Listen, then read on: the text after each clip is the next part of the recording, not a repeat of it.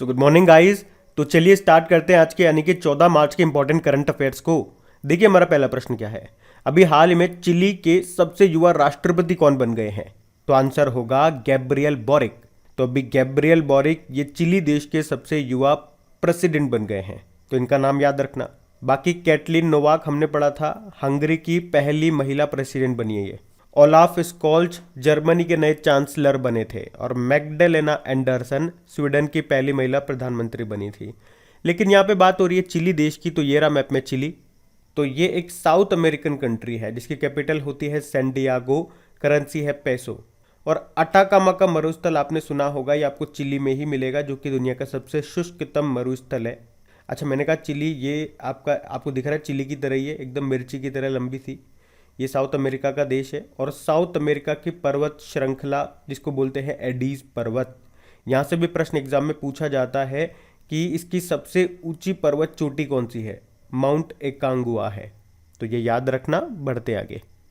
अच्छा बताइए, हाल ही में महिला विश्व कप इतिहास में 3 शतक लगाने वाली पहली भारतीय कौन बन गई है? तो आंसर होगा हरमनप्रीत कौर। तो अभी हरमनप्रीत कौर ये महिला विश्व कप इतिहास में 3 शतक लगाने वाली पहली भारतीय क्रिकेटर बन गई हैं।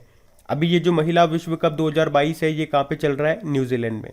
तो अभी इन्होंने वेस्ट इंडीज के खिलाफ 107 गेंदों पर 109 रन बनाए। इससे पहले 2013 में इन्होंने 107 रन बनाए थे इंग्लैंड के खिलाफ और 2017 वाले मैच में 171 रन बनाए थे। तभी हमने कहा कि वर्ल्ड कप के इतिहास में 3 शतक लगाने वाली पहली भारतीय क्रिकेटर बन गई है कौन? हरमनप्रीत कौर। और अभी कल ही हमने पढ़ा है झूलन गोस्वामी के बारे में। ये फास्ट बॉलर हैं और अभी वर्ल्ड कप के इतिहास में सबसे ज़्यादा विकेट लेने के मामले में ये टॉप पे पहुंच गई है। बाकी अगर मिताली राज की बात करेंगे तो सर्वाधिक वर्ल्ड कप खेलने वाली महिला क्रिकेटर बनी है ये अभी जो चल रहा है इनका जो 2022 का वुमेन्स वर्ल्ड कप न्यूजीलैंड में चल रहा है, ये इनका 6ठा विश्व कप है। बाकी हमने पढ़ा भी था कि अंतर्राष्ट्रीय क्रिकेट में 10,000 रन बनाने वाली पहली भारतीय महिला क्रिकेटर भी आपकी कौन है? मिताली राज हैं। उसके अलावा विदेश में 3,000 रन बनाने वाली दुनिया की पहली खिलाड़ी भी कौन बनी थी? मिताली राज बनी थी। और स्मृति मंधाना से याद आएगा, अभी ICC women's cricketer of the year का पुरस्कार जीता था इन्होंने। रचेल हे हो फ्लिंट अवार्ड भी जीता था। और बिग बैश लीग में शतक बनाने वाली पहली भारतीय महिला भी स्मृति मंधाना है। उसके अलावा पिंक बॉल क्रिकेट में टेस्ट शतक बनाने वाली पहली भारतीय महिला भी बनी थी स्मृति मंधाना। एक शेफाली वर्मा का नाम भी बताया था मैंने आपको, सभी फॉर्मेट में डेब्यू करने वाली सबसे युवा भारतीय क्रिकेटर बनी थी। और अगर पूछा जाए कि अभी किस भारतीय महिला बल्लेबाज ने सभी फॉर्मेट से संन्यास ले लिया, तो आंसर होगा वी.आर. वनीता। अच्छा, दुनिया की सबसे उम्र दराज टेस्ट क्रिकेटर का निधन हो गया, उनका नाम क्या है? इलीन एश। और भारत की पहली महिला कमेंट्रेटर का निधन हो गया, उनका नाम है चंद्रा नायडू। तो ये याद रखना। बढ़ते आगे। और हाँ गाइस, अनअकैडमी आपके लिए लेकर के आया है बढ़िया बैचेस ताकि आपकी तैयारी हो एकदम पक्की। तो आज ही सब्सक्राइब करें अनअकैडमी प्लस। देखो आपको बैचेस बिल्कुल बेसिक से लेके बिल्कुल हाई लेवल तक मिल जाएंगे। और जितने भी बैचेस हैं, जितने भी कोर्सेज हैं, उनमें आपको डेडिकेटेड डाउट सेशंस भी मिलेंगे। तो ये एक ऐसा मौका है जहां पे आप एडुकेटर्स के साथ लाइव इंटरेक्ट करके अपने डाउट्स को क्लियर कर सकते हैं। और इसी सब्सक्रिप्शन में आपको मॉक टेस्ट भी मिलेंगे, डिटेल्ड एनालिसिस और एक्सप्लेनेशन के साथ। तो अगर आप बैंक एग्जाम की तैयारी कर रहे हैं तो ये सही मौका है इस अपॉर्चुनिटी का लाभ उठाने का। और देखिए जितने भी अपकमिंग बैचेज हैं उनकी लिस्ट आपको स्क्रीन पर दिख रही होगी। और हाँ, सबसे इंपॉर्टेंट बात, जल्दी प्लस सब्सक्रिप्शन की फीस बढ़ा दी जाएगी। और हाँ, बिना कोई वक्त जाया कीजिए सब्सक्राइब करें अनअकैडमी प्लस पर और इस मौके का फायदा उठाएं। तो करना क्या है, बेसिकली बिना कोई देरी किए जाइए और अनअकैडमी प्लस का सब्सक्रिप्शन ले लीजिए। और हाँ, सबसे इंपॉर्टेंट बात, मेरा कोड इस्तेमाल करना मत भूलिएगा। कौन सा? क्रैक एग्जाम 10, क्योंकि इसे यूज करते ही आपको 10% का इंस्टेंट डिस्काउंट मिल जाएगा, आपकी फीस कम हो जाएगी। तो जितने भी इंपॉर्टेंट लिंक्स हैं आपको नीचे डिस्क्रिप्शन में मिल जाएंगे, वहां जाकर के आप इसे चेक कर सकते हैं और इनका फायदा उठा सकते हैं। बताइए, अभी हाल ही में किस देश के पूर्व राष्ट्रपति रफीक तरार का निधन हो गया? तो आंसर होगा पाकिस्तान। तो ये 1997 से 2001 तक पाकिस्तान के राष्ट्रपति थे, लेकिन अभी इनका निधन हो गया। अच्छा, निधन से कुछ नाम मैं आपको बता दूं जो अभी न्यूज़ में थे, जैसे कि लता मंगेशकर जी का निधन हो गया। कब मिला था? भारत रत्न 2001 में मिला था। और किस देश का सर्वोच्च सम्मान जिसे कहते हैं लीजन द ऑनर उनको मिला था? तो फ्रांस का। और इनके नाम पे आपको पता है संगीत अकादमी बनाई जा रही है, कहाँ पे? इंदौर मध्य प्रदेश में। और पंडित बिरजू महाराज जी का निधन हो गया, इनका संबंध था कथक से और पद्म विभूषण इनको मिल चुका है। और कर्नाटक के कबीर के नाम से किन्हें जाना जाता है जिनका भी निधन हो गया, तो इब्राहिम सुथार को, ये नाम भी याद रखो। और जिन्होंने HIV वायरस की खोज की थी उनका भी निधन हो गया, जिनका नाम क्या है, मॉन्टेग्नियर।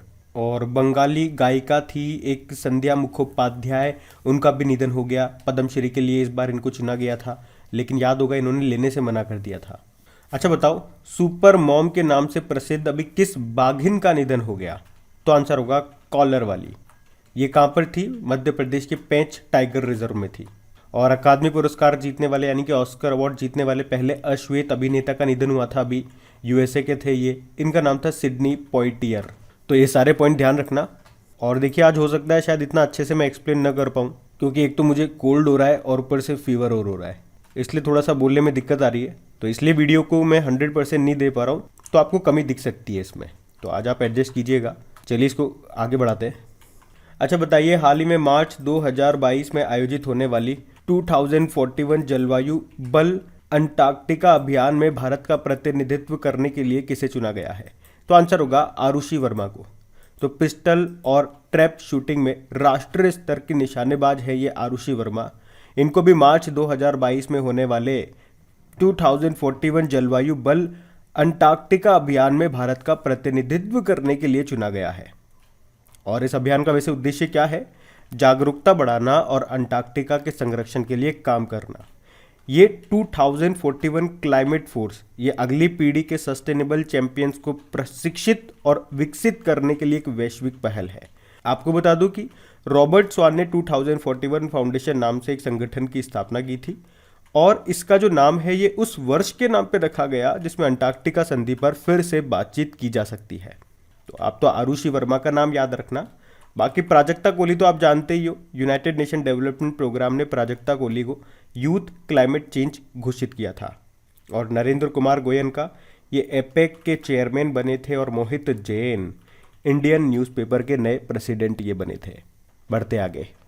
फिर बताइए, अभी हाल ही में किस राज्य ने मिशन इंद्रधनुष में पहला स्थान हासिल किया, तो आंसर होगा उड़ीसा ने। तो भारत सरकार का ये जो मिशन इंद्रधनुष है ये एक स्वास्थ्य सेवा पहल है, और इसे पहली बार 25 दिसंबर 2014 को लॉन्च किया गया था। ये जो योजना है ये भारत में 90% पूर्ण टीकाकरण कवरेज हासिल करने और साल 2022 तक इसे बनाए रखने का प्रयास करती है। तो मिशन इंद्रधनुष के तहत उड़ीसा पूर्ण टीकाकरण कवरेज में राष्ट्रीय स्तर पर सूची में सबसे ऊपर है। अब बात यहाँ पे उड़ीसा की है, तो ये रहा मैप में उड़ीसा। कैपिटल क्या है इसके, भुवनेश्वर है। और आपको पता है कि भारत की पहली चेस एकेडमी ये कहाँ पे खुली जाएगी, भुवनेश्वर में। और भारत के पहले विश्व कौशल केंद्र यानी कि वर्ल्ड स्किल सेंटर का उद्घाटन कहाँ पे किया गया, तो आंसर होगा भुवनेश्वर में। और कोविड योद्धा स्मारक कहाँ पे बनाए जाएंगे, ये भी भुवनेश्वर में। एम्स भुवनेश्वर ने लगातार तीसरी बार अभी कायाकल्प पुरस्कार भी जीता था। और देश का पहला फायर पार्क का उद्घाटन भी भुवनेश्वर में ही हुआ था। यहाँ के मुख्यमंत्री नवीन पटनायक हैं, गवर्नर हैं गणेशी लाल। अभी आपको याद होगा इंडिया स्किल्स 2021 नेशनल प्रतियोगिता में भी उड़ीसा टॉप पे रहा था।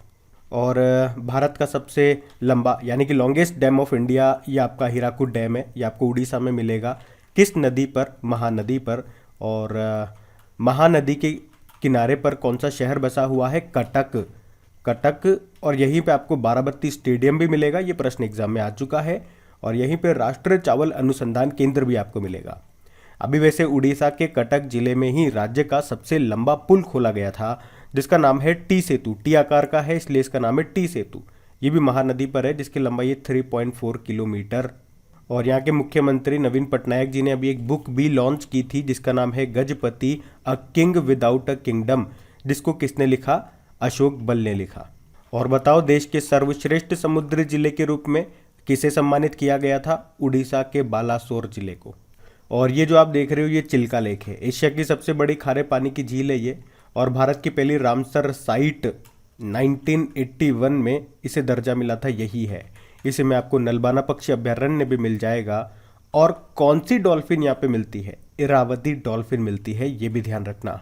बाकी देखो, नुआखाई महोत्सव यहाँ पे मनाते हैं, रजा पर्व मनाया जाता है, बाली यात्रा होता है, कोणार्क नृत्य महोत्सव होता है, कोणार्क सूर्य मंदिर, कुछ याद आया, यहीं पर है। छऊ महोत्सव यहाँ पे होता है। बोईता बंदना महोत्सव यहाँ पे मनाया गया था। तो ये सारे पॉइंट ध्यान रखना, आप बढ़ते आगे। फिर बताइए, अभी हाल ही में किसे चार धाम परियोजना पर समिति का अध्यक्ष नियुक्त किया गया? तो आंसर होगा ए.के. सीकरी को। तो अभी सुप्रीम कोर्ट ने ए.के. सीकरी को उच्चाधिकार प्राप्त समिति के अध्यक्ष के रूप में नामित किया है, जो पूरे हिमालयी घाटी पर चार धाम परियोजना के स्वतंत्र प्रभाव का आकलन करेगी। और ये किन का स्थान लेंगे? प्रोफेसर रवि चोपड़ा का। ये चार धाम परियोजना का उद्देश्य क्या है? हिमालय में चार धाम तीर्थ स्थलों जैसे कि केदारनाथ, बद्रीनाथ, यमुनोत्री और गंगोत्री से संपर्क में सुधार करना, जिससे इन केंद्रों की यात्रा तेज हो सके, सुरक्षित और अधिक सुविधाजनक हो सके। ए.के. सीकरी नाम है इनका। बाकी देबाशीष पांडा आप जानते हो, इरडाई इसके अभी चेयरमैन बने थे। विनीत जोशी ये सीबीएसई के चेयरमैन बने थे। और मुनेश्वर नाथ भंडारी मद्रास हाईकोर्ट के नए चीफ जस्टिस बने थे। ये भी नाम ध्यान रखना, बढ़ते आगे। अच्छा, फिर बताइए, अभी हाल ही में प्रधानमंत्री नरेंद्र मोदी ने कहां पर खेल महाकुंभ का शुभारंभ किया? तो आंसर होगा अहमदाबाद में। तो प्रधानमंत्री नरेंद्र मोदी ने अभी अहमदाबाद गुजरात के सरदार पटेल स्टेडियम में गुजरात के वार्षिक खेल आयोजन खेल महाकुंभ का उद्घाटन किया है। तो इस राज्य स्तरीय खेल कार्यक्रम को पहली बार 2010 में शुरू खुद नरेंद्र मोदी ने किया था, जब वो वहां के मुख्यमंत्री थे। और अभी उन्होंने डिजिटल रूप से गुजरात खेल नीति 2022 से 27 का भी अनावरण किया। और इस नई खेल नीति का उद्देश्य क्या है वैसे? गुजरात को देश का खेल केंद्र बनाना। तो इस साल ये जो खेल महाकुंभ 2022 है, ये इसका 11वां संस्करण है। चलो, दो प्रश्न मैं आपसे पूछूंगा खेलो इंडिया यूथ गेम्स से। चौथा और पांचवा संस्करण इसका 2022 में होना है। आपको बताना है कहां पर होना है। हम बढ़ते आगे। अच्छा बताइए, वित्त मंत्री जो है निर्मला सीतारमण, उनके अनुसार भारत की डिजिटल अर्थव्यवस्था 2030 तक कितने तक बढ़ने का अनुमान है? तो आंसर होगा 800 अरब डॉलर। तो हमारी जो वित्त मंत्री हैं फाइनेंस मिनिस्टर निर्मला सीतारमण, अभी उन्होंने क्या कहा कि इंटरनेट की बढ़ती पहुंच और आय में यानी कि इनकम में वृद्धि के कारण भारत की डिजिटल इकॉनमी 2030 तक तेजी से 800 अरब डॉलर तक पहुंचने की उम्मीद है। उन्होंने ये भी कहा कि भारत में 6300 से ज़्यादा फाइनेंशियल टेक्नोलॉजीज कंपनियां हैं। और उन्होंने कहा कि भारत के वित्तीय प्रौद्योगिकी उद्योग का यानी कि फाइनेंशियल टेक्नोलॉजीज इंडस्ट्रीज का संयुक्त मूल्यांकन अगले 3 सालों में बढ़कर 150 अरब डॉलर हो जाएगा। तो ये ध्यान रखना, बढ़ते आगे। फिर बताइए, हाल ही में किस संस्थान ने role of labour in India's development नाम की बुक को रिलीज किया? तो आंसर होगा श्रम व रोजगार मंत्रालय। तो अभी केंद्रीय श्रम व रोजगार मंत्री कौन है? हमारे भूपेंद्र यादव है। अभी उन्होंने role of labour in India's development नाम की बुक को लॉन्च किया है। और इस बुक में भारत के विकास यात्रा में श्रम के योगदान पर प्रख्यात शिक्षाविदों के द्वारा लिखे गए 12 लेख हैं। ये वीवी गिरी राष्ट्रीय श्रम संस्थान के द्वारा प्रकाशित की गई है, जो कि श्रम मंत्रालय के तहत एक स्वायत्त प्रशिक्षण संस्थान है। स्वायत्त यानी कि ऑटोनोमस ट्रेनिंग इंस्टीट्यूट है। तो बुक का नाम है role of labour in India's development. Launch किया किस मंत्रालय ने? श्रम व रोजगार मंत्रालय ने, जिसके मंत्री हैं भूपेंद्र यादव। ये याद रखना है आपको, बढ़ते आगे। बताइए, नेपाल की किस ट्रांसजेंडर कार्यकर्ता को इंटरनेशनल वुमेन ऑफ करेज पुरस्कार से सम्मानित किया गया? आंसर होगा भूमिका श्रेष्ठ को। तो नेपाल की ट्रांसजेंडर कार्यकर्ता है भूमिका श्रेष्ठ, जिनको प्रतिष्ठित इंटरनेशनल वुमेन ऑफ करेज पुरस्कार 2022 दिए जाने की घोषणा की गई। उन्हें यह सम्मान LGBTI समुदाय के जीवन में सुधार करने की कोशिशों के लिए दिया जा रहा है। और अमेरिकी विदेश विभाग का ये लगातार दूसरा साल होगा जब किसी नेपाली नागरिक को ये पुरस्कार दिया गया। पिछले साल मुस्कान खातून को तेजाब हमलों के खिलाफ उनके काम के लिए ये पुरस्कार मिला था। अच्छा, ट्रांसजेंडर से एक नाम आपको याद आएगा, सारा गिल का। ये पाकिस्तान की पहली ट्रांसजेंडर डॉक्टर बनी थी। अच्छा बताओ, भारत का पहला ट्रांसजेंडर कम्युनिटी डेस्क कहाँ पे खुला? तो आंसर होगा तेलंगाना में। और भारत सरकार ने ट्रांसजेंडर व्यक्तियों के लिए गरिमा गृह स्थापित किया था कहाँ पे? वडोदरा, गुजरात में। अभी वैसे आपको याद होगा, सामाजिक न्याय व अधिकारिता मंत्रालय, जिसके मंत्री हैं वीरेंद्र कुमार, उन्होंने भीख मांगने वालों और ट्रांसजेंडरों के कल्याण के लिए अभी एक योजना शुरू की थी, उसका नाम है स्माइल। अच्छा बताओ, मिस ट्रांस ग्लोबल 2021 का खिताब किसने जीता था? और ये खिताब जीतने वाली ये पहली भारतीय बनी थी, इसलिए इनका नाम इंपॉर्टेंट है, क्या नाम है? श्रुति सितारा। और भी ट्रांसजेंडर समुदाय को सभी सरकारी सेवाओं में 1% आरक्षण देने वाला पहला भारतीय राज्य बना था कर्नाटक। अच्छा, देश की पहली ट्रांसजेंडर यूनिवर्सिटी ये कहाँ पे बन रही है? तो आंसर होगा उत्तर प्रदेश के कुशीनगर में। और एक डे भी होता है ट्रांसजेंडरों को लेकर के, international transgender day of visibility, जो 31 मार्च को मनाया जाता है। तो ये सारे पॉइंट आप ध्यान रखना। फिर अगला है, हाल ही में किसने star women care insurance policy को लॉन्च किया? तो आंसर होगा star health and allied insurance ने। तो star health and allied insurance company limited, जो कि एक बीमा कंपनी है, इंश्योरेंस कंपनी है, और अभी इसी ने star women care insurance policy को लॉन्च किया। ये एक महिला केंद्रित व्यापक स्वास्थ्य कवर है, जिसे विशेष रूप से महिलाओं के जीवन के हर चरण में स्वास्थ्य संबंधी जरूरतों की रक्षा के लिए डिजाइन किया गया है। ये जो star health and allied insurance है, इसका हेडक्वार्टर आपको मिलेगा चेन्नई में, सीएमडी इसके जगन्नाथ है। अच्छा, यूनाइटेड इंडिया इंश्योरेंस कंपनी की बात करेंगे, इसके सीएमडी बने थे कुछ समय पहले, एसएल त्रिपाठी उनका नाम है। और एलआईसी से तो आपको याद आता होगा, अभी एक आध महीने पहले ब्रांड फाइनेंस रिपोर्ट आई थी, उसमें एलआईसी 10वां सबसे बड़ा वैल्यूड इंश्योरेंस ब्रांड बना था ग्लोबली। टॉप पे इसमें था चाइनीज इंश्योरेंस कंपनी है पिंग, वो। तो अब बात करेंगे कल के वीडियो में पूछे गए प्रश्न के उत्तर की। तो कल आपसे पूछा गया था हंगरी की पहली महिला राष्ट्रपति कौन बन गई? तो आंसर क्या होगा? Katalin Novak. आप सभी ने प्रश्न का बिल्कुल सही उत्तर दिया है। और हाँ गाइज, आज मैं जानता हूँ आज का सेशन इतना फ्रूटफुल नहीं रहा होगा, इतना मज़ेदार भी नहीं रहा होगा, और मेरे लिए तो मैंने ये बना दिया वो बहुत बड़ी बात है, क्योंकि कोल्ड हो रहा है, छींकें आ रही है, बुखार अलग आ रहा है, कल रात में भी आया था।